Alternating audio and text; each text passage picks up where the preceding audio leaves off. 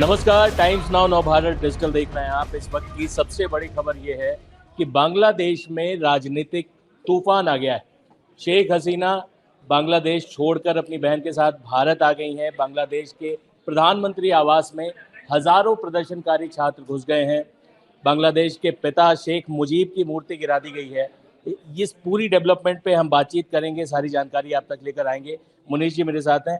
ये जो सबसे पहला सवाल ये है कि छात्रों का आंदोलन था, एक बुनियादी बातचीत जहाँ से हम शुरुआत करेंगे उस पर हम आएंगे। लेकिन अभी की जो परिस्थिति है, क्या आप देख रहे हैं आर्मी चीफ ने वहाँ पे बैठक की है, क्या किस रास्ते पर बांग्लादेश बढ़ रहा है फिलहाल की स्थिति को देखते हुए? बांग्लादेश में ये सब कुछ जो शुरू हुआ, जुलाई से शुरू हुआ। स्टूडेंट्स ने जो प्रोटेस्ट करना शुरू किया, जो कोटा दिया जा रहा था 1971 के जो वॉर हीरो थे, तो बांग्लादेश आज़ाद कराया गया था, उनके परिवारों को जो कोटा दिया जा रहा था, उसके बाद स्टूडेंट्स उसमें शामिल हुए। उसके बाद पॉलिटिकल पार्टीज एंटर की और बांग्लादेश के इतिहास में सबसे ज़्यादा 71 के बाद लगभग 300 लोग इसमें मारे जा चुके हैं, जिसमें पुलिसकर्मी भी शामिल हैं। और बांग्लादेश इस वक्त बहुत ही बुरे वक्त से गुजर रहा है, क्योंकि भारत की अच्छी दोस्त कही जाती है शेख हसीना भारत पहुंच चुकी हैं। सेना ने उनको मतलब भारत पहुंचा दिया है, क्योंकि सेना ने ही वक्त दिया था, बांग्लादेश की सेना ने, कि उनको बांग्लादेश छोड़ देना चाहिए, क्योंकि बांग्लादेश जल रहा था और सेना के पास और कोई दूसरा चारा नहीं था। बांग्लादेश की जो अवामी लीग है, जो बेटा है शेख हसीना का, उन्होंने कहा था कि सत्ता जो है कोई ऐसा लोग आके ना बैठ जाए जो जैसे बीएनपी, जो खालिदा जिया की पार्टी है, वो भी सड़कों पर उतरी हुई है। और इस वक्त एक मीटिंग चल रही है आर्मी चीफ के पास। कह रहे हैं कि आर्मी चीफ अपने हाथ में सत्ता ले सकते हैं, यानी आर्मी रूल लागू हो सकता है। लेकिन आर्मी रूल के बाद आर्मी इलेक्शन करवाएगी, उसमें खालिदा जिया की पार्टी बीएनपी और अवामी लीग जो पार्टी है शेख हसीना की, उनमें कड़ी टक्कर होगी। लेकिन इस वक्त जो गुस्सा है बांग्लादेश की प्रधानमंत्री जो शेख हसीना थी, क्योंकि रिजाइन दे चुकी है, अब तक की खबर आ रही है जी। शेख हसीना के रिज़ाइन की बात है। शेख हसीना और छात्रों के बीच बहुत जो टकराव था वो काफ़ी उग्र स्तर पे पहुंच गया था और सिर्फ रविवार को विरोध प्रदर्शनों में 100 से अधिक लोगों की मौत हुई थी, जो कि जैसा कि मुनीश जी बता रहे थे कि 1971 के बाद इस पैमाने पर हिंसा, इस पैमाने पे कत्लो गारत बांग्लादेश में पहली बार हुई है। लेकिन क्या बांग्लादेश अब पाकिस्तान के रास्ते पे बढ़ रहा है? जिस तरह हम पाकिस्तान में देखते हैं कि पाकिस्तान के बारे में कहते हैं कि वहाँ अन्य देशों में देश के पास एक फौज होती है, पाकिस्तान एक इकलौता देश है जहां फौज के पास एक मुल्क। पाकिस्तान से ही टूटकर 1971 में बांग्लादेश बना था और बांग्लादेश विकास और तमाम पैमानों पर एक प्रगतिशील रास्ते पर बढ़ रहा था। ये जो आंदोलन हुआ और अब जिस तरह से सिर्फ आरक्षण से बात शुरू हुई थी, लेकिन अब शेख हसीना अगर आज उनको नहीं निकाला जाता तो क्या पता उनकी जान पर खतरा था। अब बांग्लादेश जो है, क्या वहाँ पे कट्टरपंथी तत्वों के हावी होने का खतरा दिख रहा है आपको? जी बिल्कुल दिख रहा है, क्योंकि पहले तो लोगों को समझाना जरूरी है, अपने दर्शकों को, कि आर्मी और शेख हसीना एक साथ मिलकर मुल्क को चला रहे थे पिछले कुछ दिनों से। क्योंकि जिस तरीके से सड़कों पर आवाम निकली हुई थी, स्टूडेंट्स निकले हुए थे, तो आर्मी अभी तक शेख हसीना के साथ नजर आ रही है, क्योंकि आर्मी चीफ का उनको सेफली देश से बाहर निकालना और उनको सलाह देना कि आप देश छोड़ दीजिए, ये आपके लिए अच्छा होगा। क्योंकि अगर शेख हसीना ने देश नहीं छोड़ा होता, जिस तरीके की तस्वीरें आ रही हैं कि उनके घर में प्रदर्शनकारी घुसे और उन्होंने शेख मुजीब की जो मूर्ति है उसको भी तोड़ दिया, तो जो गुस्सा था लोगों के अंदर, उनकी जान को खतरा हो सकता था। आदर्श आप सही बता रहे हैं, लेकिन अब वो भारत पहुंच गई हैं, क्योंकि भारत से अच्छी ऑप्शन शेख हसीना के लिए नहीं थी। आपने देखा होगा कुछ दिन पहले भी वो भारत आई थी, जहां वो विपक्षी दल के नेताओं से भी मिली। प्रधानमंत्री मोदी से तो उनको मिलना ही था, सरकार से तो मिलना ही था। लेकिन अब आर्मी, और आपने कहा था कि पाकिस्तान वाली स्थिति में बढ़ रहा है, लेकिन आपको बता दें कि बांग्लादेश आर्मी और पाकिस्तानी आर्मी में ज़मीन आसमान का अंतर है। क्योंकि पाकिस्तान की आर्मी मौके ढूंढती है, यहाँ पर अलग मुद्दा है। कोटे पर स्टूडेंट्स की फाइट शुरू हुई, सड़कों पर आंदोलन शुरू हुआ, उसमें सेना ने सरकार का साथ दिया। लेकिन सेना को जब लगा कि स्थिति हाथ से निकल रही है, तब शेख हसीना को देश से सुरक्षित निकाला गया। अब सेना का जो पहला काम है, जो पहली प्राथमिकता ये है कि सेना वहाँ पर पहले अपने हाथ में सारी चीज़ें लेकर उसके बाद चुनाव कराए। लेकिन पाकिस्तान में क्या होता है, कोई भी सरकार, इतिहास अभी तक जो रहा है, अपना कार्यकाल पूरा नहीं कर पाई है जब से पाकिस्तान बना है। लेकिन बांग्लादेश में अब तक कई सरकारों ने अपने कार्यकाल पूरे किए हैं। बांग्लादेश और पाकिस्तान में ज़मीन आसमान का अंतर है मुझे लगता है, लेकिन इस वक्त बांग्लादेश के लिए सबसे बड़ा खतरा है जो कट्टरपंथी ताकतें हावी हो गई हैं, जो खालिदा जिया की पार्टी है, बीएनपी, जमात, ये सब मिलकर बांग्लादेश को कहीं उस रास्ते पे ना ले जाएं जहां पर पाकिस्तान है, तो ये भारत के लिए बड़ा खतरा हो सकता है। बिल्कुल, क्योंकि ये छात्रों का आंदोलन है और जैसा कि हमने आपको वीडियो की शुरुआत में बताया था कि पूरे मामले की जड़ ये थी कि 30% आरक्षण, 30% कोटा मिलता था जिन्होंने बांग्लादेश की आज़ादी की लड़ाई में हिस्सा लिया था, उनके बच्चों को, स्वतंत्रता सेनानियों के बच्चों को। इस 30% आरक्षण के खिलाफ बांग्लादेश का यूथ था, छात्र थे, उन्होंने विरोध प्रदर्शन किया। तो मामला सिर्फ आरक्षण के कोटे को घटाने को लेकर था, लेकिन जिस तरह की प्रतिक्रिया दी प्रधानमंत्री रहीं शेख हसीना ने, उन्होंने छात्रों को आतंकवादी कहा, उन्होंने कहा कि ये छात्र नहीं, ये वो रज़ाकार हैं जिन्होंने बांग्लादेश के खिलाफ काम किया था, पाकिस्तान के साथ गए थे। और बाद में तो ये भी वो याचिका भी एक ले आए कि जो विरोध प्रदर्शन कर रहे छात्र हैं, इन्हें आतंकी मानते हुए इन्हें इन पर गोलीबारी का भी आदेश उन्होंने जारी किया था। तो शेख हसीना जिस तरह से डील कर रही थी इस पूरे आंदोलन को, ये कहीं ऐसा नहीं लग रहा कि ये तो फिर होना ही था, जिस तरह से स्थिति आ गई थी। बिल्कुल होना था। जिस तरीके से गुस्सा है, ढाका में ज़बरदस्त हिंसा और आगजनी हो रही है, प्रदर्शनकारी प्रधानमंत्री के घर में घुस जाते हैं, लगातार छात्र इकट्ठा हो रहे थे, जो तस्वीरें हैं आप देखिए, मतलब एक दो छात्र नहीं है, पूरा मुल्क लाखों ढाका की तरफ बढ़ रहे थे और तब शेख हसीना ने उनको आतंकवादी कहा और उन पर गोलियां चलाई। तो सुप्रीम कोर्ट इसके बीच में आता है और सुप्रीम कोर्ट इस कोटे को कम भी कर दिया था, तकरीबन 5% कर दिया गया था। लेकिन आपको बता दें, ये जो तस्वीरें थी डराने वाली हैं और अब जो भी पॉलिटिकल पार्टी सत्ता में आएगी, जैसा हम बार बार कह रहे हैं, भारत पर इसका असर होगा, क्योंकि बांग्लादेश के साथ भारत के संबंध ज़्यादा अच्छे हैं, पाकिस्तान को इतनी अहमियत नहीं देते रहे, लेकिन वहाँ पे कुछ ऐसे आतंकी संगठन जो सक्रिय हो सकते हैं, वो भारत के लिए खतरा हो सकता है, क्योंकि भारत में पहले ही अवैध तरीके से घुसपैठ होती रही है बांग्लादेश से। अगर पाकिस्तान ने बांग्लादेश का रूट अपना लिया भारत में घुसने के लिए, अवैध ड्रग्स के लिए, अवैध चीज़ों के लिए, तो मुझे लगता है वो खतरा हमारे लिए हो सकता है। सुरक्षा एजेंसियाँ इस पर लगी हुई हैं और लगातार भारत आना शेख हसीना का, इस पर भारत सरकार लगातार एक्टिव है। और अगला स्टेप क्या होता है सरकार की तरफ से, क्योंकि MEA यानी हमारा विदेश मंत्रालय कई एडवाइजरी जारी कर चुका है। बांग्लादेश में इस वक्त हज़ारों भारतीय मौजूद हैं, तो उनकी जान पर भी खतरा बना हुआ है, क्योंकि ये जो छात्र हैं काफ़ी हिंसक हो चुके हैं। जिस तरीके से वो एक के बाद आगे बढ़ते जा रहे हैं, मुझे लगता है कि भारतीयों को वहाँ से सेफली निकालना ये भी सरकार की प्राथमिकता में शामिल है। बिल्कुल, और सरकार ने एडवाइजरी जारी भी की है। बांग्लादेश में जितने भारतीय हैं इस वक्त, निश्चित तौर पे उनको सुरक्षित निकालना भारत की एक प्राथमिकता है। इसके अलावा आपको बता दें कि आज ही 5 अगस्त को बांग्लादेश के तमाम छात्र नेताओं ने, और इसमें सबसे ख़ास बात ये है कि कोई एक उस तरह से नेता नहीं है, तमाम छात्रों का संगठन है। उसमें एक कोई उनका सर्वमान्य नेता नहीं है, नाहिद इस्लाम और ऐसे तमाम लोग हैं। ऐसे में ये खतरा तो है कि कोई इस आंदोलन को हाईजैक ना कर ले। अब ये आंदोलन जिस तरह से शुरू हुआ था, आरक्षण के खिलाफ शुरू हुआ था, फिर उसके बाद शेख हसीना के खिलाफ शुरू हुआ, लेकिन अभी जो तस्वीरें आ रही हैं कि शेख मुजीब की मूर्ति को तोड़ दिया गया है, प्रधानमंत्री आवास में लोग घुस गए हैं, तो अब ये जिस लक्ष्य के साथ शुरू हुआ था आंदोलन, उससे तो काफ़ी आगे बढ़ गया है। सविनय अवज्ञा की बात हो रही थी। महात्मा गांधी ने, आप लोगों को याद होगा कि असहयोग आंदोलन शुरू किया था। छात्रों ने ये घोषणा की थी कि तमाम लोग जो नागरिक हैं वो सरकार को न तो कोई टैक्स दें, सरकार के किसी भी काम में सहयोग ना करें। इसकी घोषणा पहले 6 अगस्त को हुई थी, फिर एक दिन तारीख पहले करके 5 अगस्त को कर दी गई। तो आज उस सविनय अवज्ञा का भी दिन था, ढाका तक लॉन्ग मार्च का दिन था। तो ऐसे में ये बात तो हो रही थी कि आज और विरोध प्रदर्शन बढ़ेगा, लेकिन महात्मा गांधी के सविनय अवज्ञा आंदोलन का आप इस्तेमाल नाम कर रहे हैं, लेकिन जिस तरह की हिंसा हो रही है उस पर तो शायद ये सबसे ज़्यादा चिंताजनक स्थिति है कि अब तो जा चुकी हैं हसीना, देश छोड़ के जा चुकी हैं, ये स्थिति रुकेगी कैसे, क्योंकि उनके जाने के बाद भी लोग नहीं मान रहे। आपको बता दें, बांग्लादेश हिंसा के बाद बॉर्डर पर अलर्ट जारी कर दिया है BSF ने, क्योंकि जैसे हम बात कर रहे थे कि भारत के लिए बड़ा खतरा हो सकता है, वहाँ से अवैध घुसपैठ होती है और जिस तरीके से वहाँ से घुसपैठिए भारत में घुसते हैं, ये सरकार पहले ही इस पर बहुत अलर्ट रहती है। इस बीच आपने कहा कि और आगे क्या हो सकता है अब इसमें? अब ये हो सकता है कि शेख हसीना भारत आ चुकी हैं, भारत चाहेगा कि वहाँ सबसे पहले शांति स्थापित हो।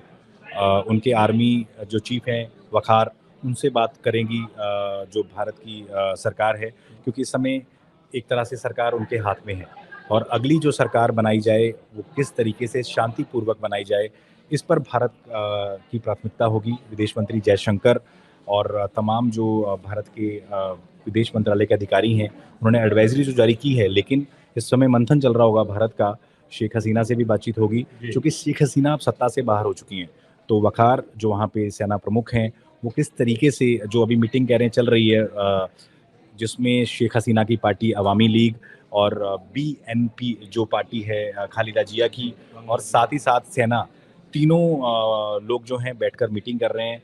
और उस मीटिंग से क्या निकलता है कि सेना अपने हाथ में सत्ता कितने वक्त तक रखती है, सरकार बनाना अब सेना के हाथ में है, कब वो सरकार बनाती है, या सेना कुछ समय तक चलाना चाहती है, ये भी बहुत बड़ा सवाल है। सवाल एक और उठ रहा है कि खालिदा जिया ने सरकार छोड़ी या छुड़ाई गई, यानी सेना ने जो दबाव बनाया, सेना ने कहा था कि 48 घंटे में आपको अल्टीमेटम दे रहे हैं कि आपको इस्तीफा देना पड़ेगा, क्योंकि स्थिति हाथ से बाहर हो रही थी। जब ये तस्वीरें आनी शुरू हुई, जल रहा है बांग्लादेश जिस तरीके से, तो शेख हसीना को लगना शुरू हो गया था कि अब मैंने आतंकी कह दिया।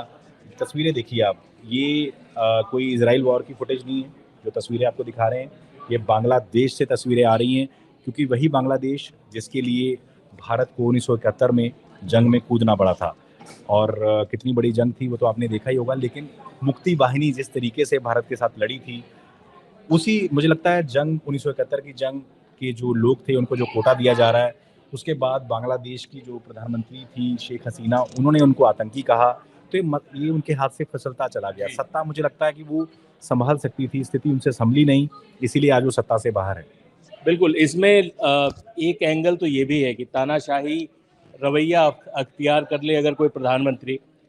बांग्लादेश के साथ एक बड़ी दिलचस्प चीज़ है, बांग्लादेश में जो बंगाली वहाँ का आवाम है वो हमेशा अलग अलग मुद्दों पर आंदोलन करता रहा है, बाहर आता रहा है। 1971 में ही आप देखिए, अगर बांग्लादेश के निर्माण में वहाँ के लोगों के आंदोलन में आने और बहुत बड़ी संख्या में कुर्बानियाँ दी हैं उन्होंने। बांग्लादेश के छात्र अक्सर आंदोलन करते रहते हैं, लेकिन किसी ने ये नहीं सोचा था कि छात्रों का आंदोलन इतना बड़ा और इतना व्यापक हो जाएगा और उसके परिणाम ऐसे सामने आएंगे जहाँ पे प्रधानमंत्री को भागना पड़ता है देश छोड़ के। सेना उन्हें, जैसा कि बता रहे थे मुनीष जी, सुरक्षित किसी तरह उन्हें निकालती है। एक और बात आ रही थी, शेख हसीना ने सेना को उतार दिया था प्रदर्शनकारियों को कंट्रोल करने के लिए, लेकिन जो बांग्लादेश की आर्मी है वो पाकिस्तान की आर्मी से बहुत अलग है, बहुत अनुशासित है, जैसे कि आर्मी को होना चाहिए। तो ये भी एक बात आ रही थी कि बांग्लादेशी आर्मी के अंदर इस बात को लेकर दो फाड़ हो गया था। लोग अपने ही नागरिकों पर, अपने ही छात्रों पर गोली चलाने से बिल्कुल परहेज करना चाह रहे थे और तमाम पूर्व सेना प्रमुखों के बयान इस तरह के आ रहे थे। ऐसे में शायद सेना ने ही ये नेगोशिएशन का रास्ता निकाला हो, सेना ने ही शेख हसीना को कहा हो कि आपके पास बचने का यही रास्ता है कि आप या तो सरेंडर करें या देश छोड़कर चले जाएं। और इस बीच अपने दर्शकों को ये बता दें कि जो बांग्लादेश की पीएम शेख हसीना दिल्ली आ रही हैं, तो इसका मतलब उनकी मुलाकात होगी मोदी से, प्रधानमंत्री मोदी से, जयशंकर से और तमाम उन लोगों से जो भारत में बड़े पदों पर है, क्योंकि हो सकता है इसमें वो विपक्षी नेताओं से भी मिले, क्योंकि भारत में जो भी सरकार हो वो चाहेगी कि बांग्लादेश में स्थिति सामान्य हो। और शेख हसीना पर सबसे बड़ी खबर इस वक्त यही है कि उनको दिल्ली लाया जा रहा है, यानी वो भारत पहुंच गई थी लेकिन अब वो दिल्ली आ रही है। उसके बाद कहा जा रहा है कि वो दिल्ली के बाद लंदन भी जा सकती हैं, यानी जो हम पहले जिक्र कर रहे थे कि उनको लगेगा कि अगर भारत से भी ज़्यादा सेफ जगह कोई है तो वो लंदन। ज़्यादातर आपने देखा होगा नवाज शरीफ कहाँ गए, जब भी देश में कोई दिक्कत आती है, भले वो पाकिस्तान हो, बांग्लादेश हो, तो नेता लंदन जाना पसंद करते हैं, वहाँ उनको लगता है वो ज़्यादा सेफ है, ह्यूमन राइट्स की बात करता है। तो शेख हसीना पर, नव भारत पर जो सबसे बड़ी खबर हम आपको बता रहे हैं कि वो पहले दिल्ली आएंगी, दिल्ली से वो लंदन जा सकती हैं। जी, तो शेख हसीना और प्रधानमंत्री मोदी के संबंध काफ़ी अच्छे रहे हैं, गिफ्ट्स वगैरह वो भेजती रही हैं हमेशा, कभी फल भेजती हैं, कभी कुछ। आज लेकिन मेरे ख्याल से बांग्लादेश के निर्माण में भारत का पूरी तरह से योगदान है, बांग्लादेश इस बात को मानता भी है। अब जब बांग्लादेश अपनी आज़ादी के बाद एक तरह से कह सकते हैं कि सबसे बड़े सियासी संकट का सामना कर रहा है, इस वक्त वहाँ के प्रधानमंत्री देश छोड़कर जा चुकी हैं, पूर्व प्रधानमंत्री हो चुकी हैं वो, क्योंकि सूत्रों के हवाले से खबर आ रही है कि उनसे पहले इस्तीफा लिया गया, उसके बाद वो देश छोड़कर गई हैं। तो ऐसे में बांग्लादेश में जो पॉलिटिकल डेवलपमेंट हो रहा है इस वक्त, फिलहाल की स्थिति तो ये है कि शेख हसीना दिल्ली आ रही हैं और बांग्लादेश के सेना प्रमुख वकार ने एक बहुत बड़ी बात बोल दी है प्रदर्शनकारियों को शांत करने के लिए। सेना प्रमुख जो हैं बांग्लादेश के, उन्होंने कह दिया है कि हम प्रदर्शनकारियों पर गोली नहीं चलाएंगे।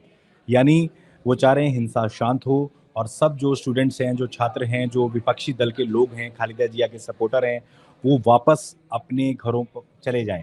यानी जिन्होंने ढाका घेरने की कोशिश की थी, अलग अलग राज्यों से, बांग्लादेश के अलग अलग राज्यों से वो ढाका पहुंच रहे थे। बांग्लादेश के जो सेना प्रमुख हैं वकार, उन्होंने कह दिया है कि प्रदर्शनकारियों पर गोली नहीं चलाई जाएगी। शेख हसीना देश छोड़कर जा चुकी हैं तो सारे प्रदर्शनकारी शांत हो जाएं। तो मुझे लगता है कि सेना ने अपना काम शुरू कर दिया है। बिल्कुल जिस तरीके से बांग्लादेश की जो प्रधानमंत्री रही शेख हसीना, उनके बेटे ने कहा था कि सत्ता अब हम आपको सौंप कर जा रहे हैं, लेकिन इस सत्ता पर कोई ऐसा दल ना बैठ जाए जिससे बांग्लादेश को खतरा हो। तो सेना प्रमुख अपना काम कर रहे हैं और सबसे बड़ा जो बयान आया है कि अब प्रदर्शनकारियों पर गोली नहीं चलाई जाएगी, लेकिन अभी भी बांग्लादेश में जो हिंसा की घटनाएं हैं वो जारी हैं। प्रदर्शनकारी अभी भी हिंसा कर रहे हैं, अभी भी गुस्से में हैं, लेकिन सेना प्रमुख कह रहे हैं हम आप पर गोली नहीं चलाएंगे। तो मुझे लगता है और 2-4 घंटे में अब ये आगजनी, ये जो हिंसा, ये शांत हो जाएगी। सबसे बड़ी इसकी वजह बनेगी कि शेख हसीना जैसे ही पता चलेगा कि देश छोड़ गई हैं, सेना प्रमुख का बयान आ गया है कि आप पे गोली नहीं चलाई जाएगी। क्योंकि पुलिस जिस तरीके से गोली चला रही थी प्रदर्शनकारियों पर, उसमें पुलिस वाले भी मारे गए थे, तकरीबन 20 पुलिस वाले और 300 में से 20 पुलिसकर्मी भी मारे गए, जो जिनमें से 19 कल ही मारे गए हैं। तो हिंसा पूरी तरह से जला रही थी बांग्लादेश को। लेकिन ये जो कहा है सेना प्रमुख वकार ने कि प्रदर्शनकारियों पे गोली नहीं चलाई जाएगी, ये बहुत बड़ी बात है। ये उसी लाइन पर है कि सेना की, हमने जैसे आपको पहले बताया था कि ये जिस तरह से छात्र इस पूरे आंदोलन को लीड कर रहे थे और सरकार उनके खिलाफ हिंसा कर रही थी, अब फिर उसके बाद छात्रों ने भी हिंसक तरीके से जवाब देना शुरू किया। इस वक्त की स्थिति ये है कि बांग्लादेश में हिंसा जारी है। हालांकि सेना प्रमुख ने कह दिया है कि अब प्रदर्शनकारियों पर गोली नहीं चलेगी, इनके साथ बर्बरता नहीं की जाएगी, क्योंकि ये मांग थी छात्रों की कि खालिदा शेख हसीना, माफ़ कीजिएगा, शेख हसीना न सिर्फ प्रधानमंत्री पद से इस्तीफा दे, बल्कि उनके ऊपर हत्या और इस तरह के आरोप भी लगे, इस तरह का मुकदमा भी चले। ये छात्रों की मांग थी। शेख हसीना तो इस वक्त दिल्ली पहुंच रही हैं, रास्ते में हैं। ये मोदी से उनकी मुलाकात के बाद हो सकता है कि बांग्लादेश में आए सियासी संकट पर भारत का क्या रोल है वो तय हो पाएगा। और हम लगातार दर्शकों से जुड़ते रहेंगे 1971 से लेकर कैसे भारत और बांग्लादेश ने मिलकर वो जंग लड़ी थी और कैसे बांग्लादेश का जन्म हुआ था। तब तो बांग्लादेश था ही नहीं। जी जी जी। कैसे पाकिस्तान के जो जुल्म थे उनसे लड़कर मुक्ति वाहिनी बनी, उसके बाद बांग्लादेश का जन्म हुआ। ये सारी कहानियाँ आपको टाइम्स नाउ और भारत के डिजिटल पेज पर मिलती रहेंगी। जुड़े रहिएगा लगातार, क्योंकि ये तो हमने आपसे लाइव बातचीत की, लेकिन सारी किस्से कहानियाँ लेकर हम आपके सामने आते रहेंगे। जुड़े रहिएगा टाइम्स नाउ और भारत के साथ। बिल्कुल, कई दिलचस्प कहानियाँ हैं। बांग्लादेश एक बहुत ही इंटरेस्टिंग देश है। बांग्लादेश के यूथ के बारे में, वहाँ के आवाम के बारे में कहा जाता है कि ये लोग जो बंगाली भद्र लोग के समाज का हिस्सा है, जो हमेशा आंदोलनकारी भूमिका में रहते हैं। ये विरोध प्रदर्शन जो है, ये हमेशा इस तरह का हिंसक रुख ज़रूर इसने अख्तियार कर लिया है। इस वक्त चीज़ें अभी जो है कंट्रोल से बाहर हो गई हैं, लेकिन बांग्लादेश की जो आवाम है वो हमेशा सड़कों पर अपने मुद्दों को लेकर उतरती रही है। आपको याद होगा कि कुछ समय पहले शेख हसीना ने रज़ाकारों से तुलना कर दी थी इन छात्रों की। उसके विरोध में छात्रों ने आंदोलन के दौरान नारे लगाने शुरू कर दिए थे कि आमी कौन, तुमी कौन, रजाकार रजाकार। यानी सरकार जिस तरह से उन्हें उकसाती गई, छात्र उसके बाद और उग्र रुख अख्तियार करते गए। सरकार ने उन्हें हथियारों से दबाना चाहा, उन्हें हिंसा के जरिए दबाना चाहा, लेकिन ये दाव उल्टा पड़ गया। ये सिर्फ बांग्लादेश के लिए नहीं, ये दुनिया के तमाम मुल्कों के लिए भी सीखने की बात है कि अपने नागरिकों से आपको कैसे पेश आना है। जी, मुझे लगता है आदर्श आप इस पर कंटिन्यू करिए, और खबर जैसे जैसे आगे बढ़ रही है, अगर आप कंटिन्यू करना चाहते हैं, मैं इस खबर के लिए आगे बढ़ रहा हूँ। जी जी जी जी जी। तो बांग्लादेश से जुड़ी तमाम अपडेट्स हम आपके लिए लेकर आते रहेंगे। इस वक्त की सबसे बड़ी खबर तो यही है कि बांग्लादेश की प्रधानमंत्री रहीं शेख हसीना मुल्क छोड़कर जा चुकी हैं। वो अगरतला के रास्ते नई दिल्ली आ रही हैं। प्रधानमंत्री मोदी, विदेश मंत्री, तमाम आला नेताओं से उनकी मुलाकात होगी। बांग्लादेश में इस वक्त for the time being military rule जैसे हालात बन रहे हैं। मिलिट्री ने, सेना ने कंट्रोल ले लिया है। इंटरिम गवर्नमेंट बनने की बात हो रही है। उस इंटरिम गवर्नमेंट में कौन होगा, ये भी देखने वाली बात होगी। इस सारी अपडेट्स हम आपके लिए लेकर आते रहेंगे। और बांग्लादेश से जुड़ी कई कहानियाँ हैं और बहुत दिलचस्प कहानियाँ हैं। बांग्लादेश का राष्ट्रीय गीत जो है वो रविन्द्रनाथ टैगोर ने ही लिखा है। तो इस वक्त बांग्लादेश जिस स्थिति में है, हम उम्मीद करते हैं, हमारी प्रार्थना भी यही है कि हिंसा की आग शांत हो, क्योंकि छात्रों के आंदोलन की जो मांगें थी वो पूरी हो गई हैं। सुप्रीम कोर्ट ऑफ बांग्लादेश ने कुछ दिनों पहले ही वो जो 30% आरक्षण था स्वतंत्रता सेनानियों के बच्चों को, उसको रद्द करके 5% कर दिया था। तो इस लिहाज से छात्रों की मांग पूरी हो गई है। शेख हसीना के इस्तीफे की मांग वो कर रहे थे। शेख हसीना मुल्क छोड़कर जा चुके हैं, उन्हें देश छोड़कर भागना पड़ा है। तो इसके अलावा बांग्लादेश की इस पॉलिटिकल अपडेट पर जो भी नई अपडेट, नई जानकारी जुड़ेगी, हम आप तक साझा करते रहेंगे। अगले लाइव में हम आपसे जल्द मिलेंगे।